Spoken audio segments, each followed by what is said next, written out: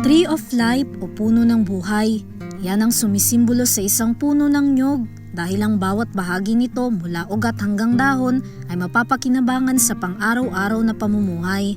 Tulad ng payak na pamumuhay ni Nanay Itang, pagtitinda ng buko ang kanilang ikinabubuhay. Ako po si Loretta Sanchez Masikat. Ako po ay nagtitinda ng buko sa highway. Pag po naulan, hindi na ako makatinda ng aking pinagkikitaan. Gaya po ngayon, may bagyo. Hindi ko po alam kung ako'y kikita. Ngayon po, wala pa akong kita. Dahil nang ako'y lumusong sa baba, ay wala pa pong nabili. Yung pong kinukwenta ko kaninang pera, ayun pinagtindahan ko pa ng isang araw. Natira. Kaunti lang po. Hindi ho talaga sasapat yung aking kinikita pagka gayong hindi maganda ang araw. Tiis lang po.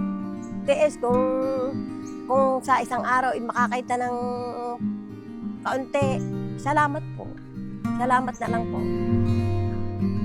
Naninirahan si Nanay sa tuktok ng bundok. Umulan o umaraw, bawat yapak ng kanyang mga paa ay hindi alintana ang hirap patungo sa kanilang pinagkakakitaan. Kami po laking mahirap magtatanim. Magtatanim po kami ng mga kamote. Sari-sari po. Nagpalayan po kami, hindi rin umasiso dahil lang mainit. Pagsala sa init, babagyuhin. Kaya po hindi po umayos.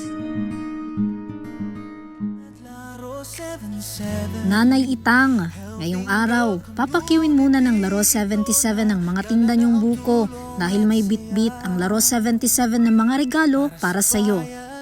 Ngayon, kasama ko naman ang Laro 77 team at mamimigay kami ng groceries para kay Nanay Itang. Tara, samahan niyo kami! Kahit mahirap ang mga lalakaran, sama-sama ang Laro 77 team sa pagbibigay ng pag-asa at tulong.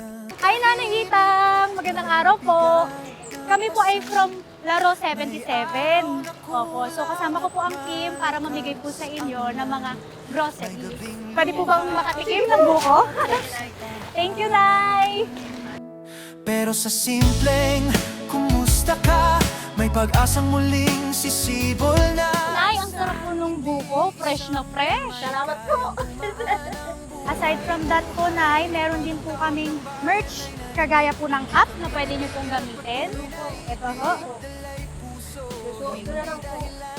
Bagay na bagay kay Nanay, oh. Nagtitinda po kayo. Oo. At ito naman pong t-shirt na pwede nyo rin po gamitin. Yan po. Bagay na bagay. Kasya pa kay Nanay. Ito po kasi sa akin. Oo, halawag mo. At meron pa po dagdag tulong po sa inyo. Ito po. Ang okay lang yun. Ay, para sa iyo po talaga to. Regalo po namin to sa iyo. Ay, para po makatulong. Nakakayak po.